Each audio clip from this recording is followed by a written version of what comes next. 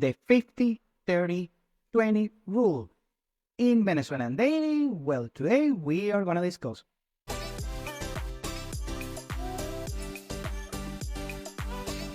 Welcome to Venezuela Insider, the only place in Venezuela for expats, digital nomads, entrepreneurs, investors, travelers, and related internationals.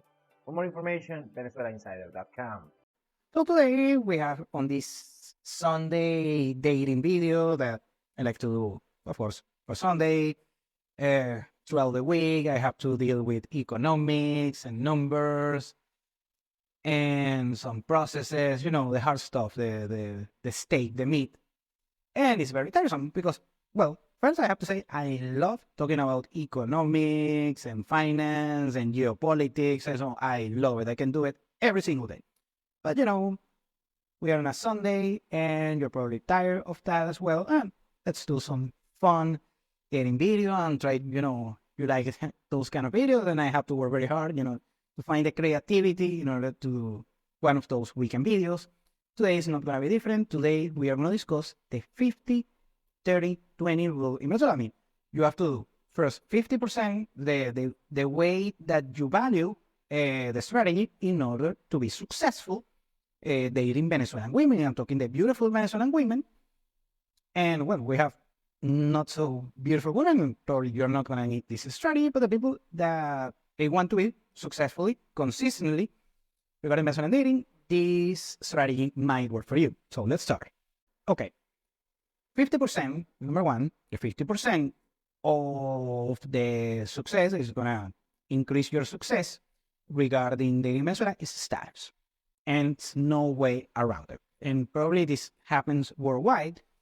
Status is the most important thing regarding dating worldwide. It can vary depending on to a certain degree, depending on the country.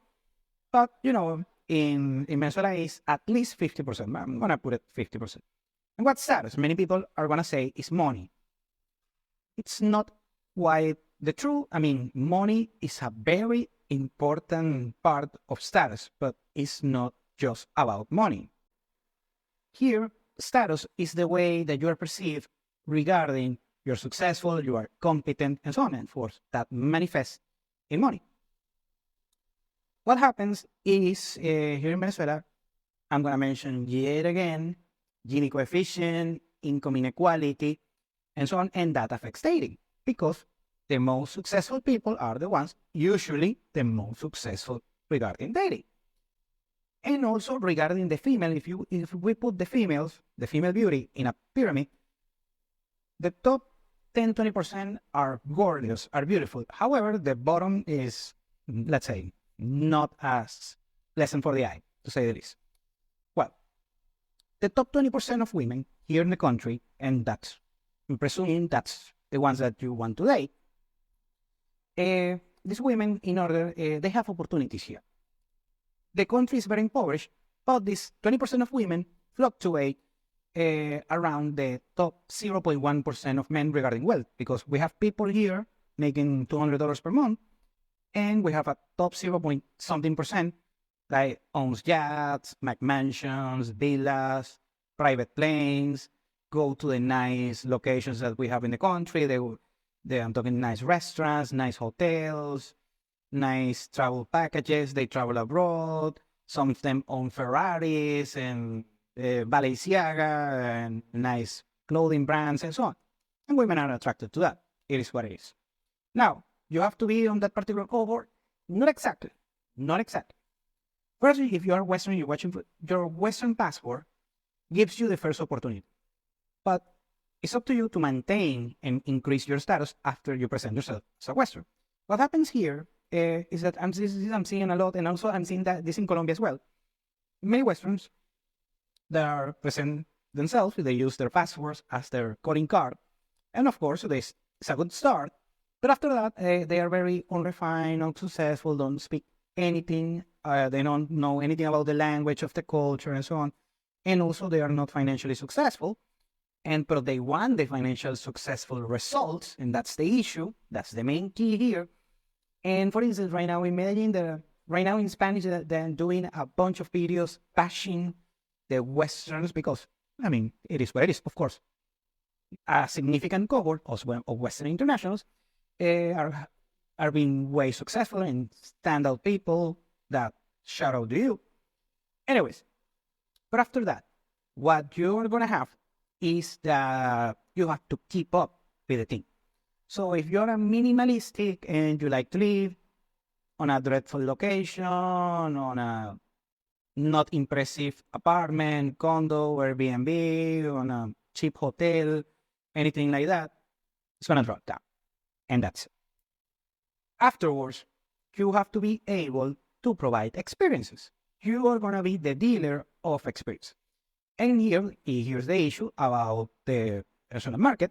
Let's look at trading. If you're, on the crypto, on the investing world, you have the asking price and the bid. In Venezuela, the asking price is what you want for your particular, cryptocurrency or whatever. Okay, you have the asking price and the bid is a little bit lower than what is getting offered. On the mind of a female, she have a huge asking price. I mean, for her standards. I mean, usually I'm talking women, middle class, lower middle class. Depends on their level of beauty, but they want nice experiences that in Venezuela are very expensive. It's very expensive for Venezuela. For you, maybe it is if you're a successful Western. And you need to show that you are in the position and offer that.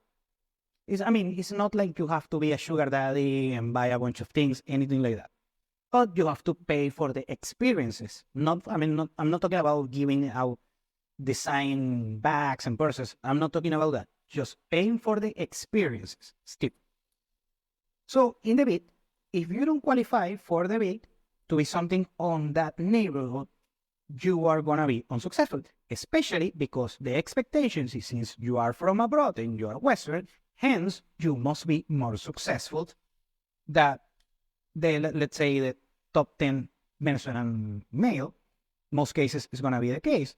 However, if you cannot even compete with the top 10 and 5% of the Venezuelan males here regarding status, you're not going to be successful because they're going to expect more from you regarding status because, you have better opportunities than the average Venezuelan male. And hence, that's why you have to pay. And that, of course, costs money regarding experiences and so on. And those have to be particular experiences in order to be provided, in order to create more leads, talking business-wise, in order to create more clients. You know what I'm saying here is that you have to project, but you have to know how to do it on a bespoke matter in order to actually be successful on that particular regard. Okay, the second thing is, of course, the 30%, and this is net worth. Status is going to increase a lot your networking opportunities, but yeah, it's just the first step. Afterwards, making friends in Venezuela is quite easy if you're recent, let's say, a relatively nice dude. But anyway, you're going to find friends, both males and females, by the way. And if you speak the language, great plus. The thing is about, the cliche of your network is your net worth in Venezuela goes way far. Because your Venezuelan network is going to introduce you to opportunities here in the country, and meeting people and so on. Now, if your network is just someone that migrated on a dreadful situation to the West, and that's your only Venezuelan network, you are going to go so far. Because remember, this is a Pareto principle. Most of the Venezuelan women are hanging out with a tiny fraction of the Venezuelan population, the most successful women, the one that didn't have to migrate to the country, the one that is not struggling, and so on. Of course, some of them still struggling, but they're good networkers and so on.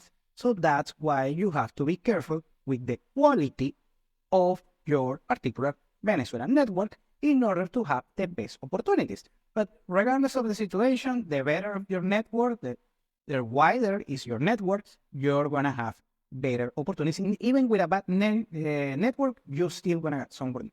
But if it's not the right network, you are not going to have access to the top echelons of Venezuelan beauty. And lastly, the 20% is game.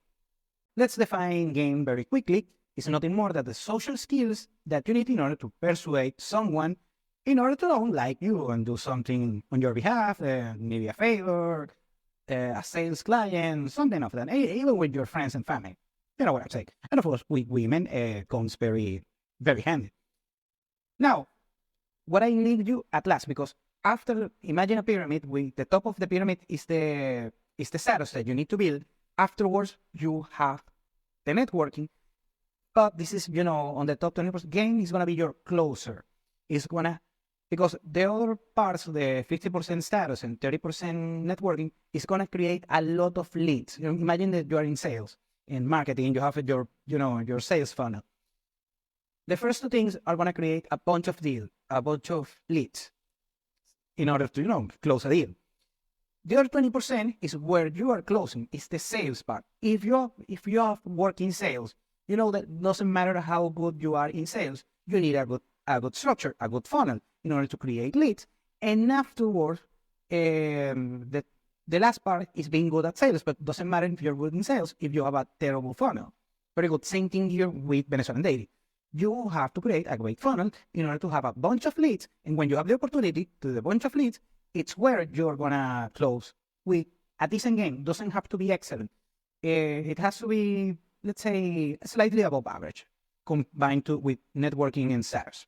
Now, something for the guys that, let's say, are not financially successful, they're not good in wealth creation or anything like that, but they are good in game, and you want to do game alone. Well, that's not necessarily going to work. I mean, it can work, but the thing is, you're going to have way less leads. And something that I'm seeing right now, because you have a bunch of content about dating and game and PUA and so on, and everything that you need, and that's not going to be the case. I mean, it's helpful in Venezuela. Don't get me wrong. Game is always helpful, but it's not the whole story. So people that think that they will tell you that they're good in game and that's all what you need, they're mistaken. Because I have a bunch of friends that are very good in game, very good, but don't create the leads, so they have to settle with less successful prospects. And that's the main issue. So you need a synergy of first, status. If you don't have status, it's not going to work. Maybe, but you're going to struggle a lot. Then you have networking, very important, make friends and so on. And afterwards, close with game. For the people that say otherwise, that only looks, of course, you can be good looking in game, but no financially successful or anything like that. What happens is when you reach the part of the experiences that have to be provided, you're going to fail, and that's it. Also, you can rely solely on game, very good, but most likely if you're from the West, you don't speak fluent Spanish. Let's not kid ourselves. You speak, hi, my name is John, something like that. Let's be honest. And you don't speak fluently with a Venezuelan accent or a Colombian accent. Mexican accent doesn't work as great here in the country. I've seen it firsthand. And it's no way that you're going to bend it. I'm talking on long term. Okay? Of course, on any given time, just game or just looks might work, but creating consistent opportunities is going to be better if you fulfill the 50-30-20 rule. Thank you for watching Venezuela Insider. Please like, share, and subscribe. Follow us on social media. If you want to work with us, VenezuelaInsider.com. Thanks again, and have a nice day.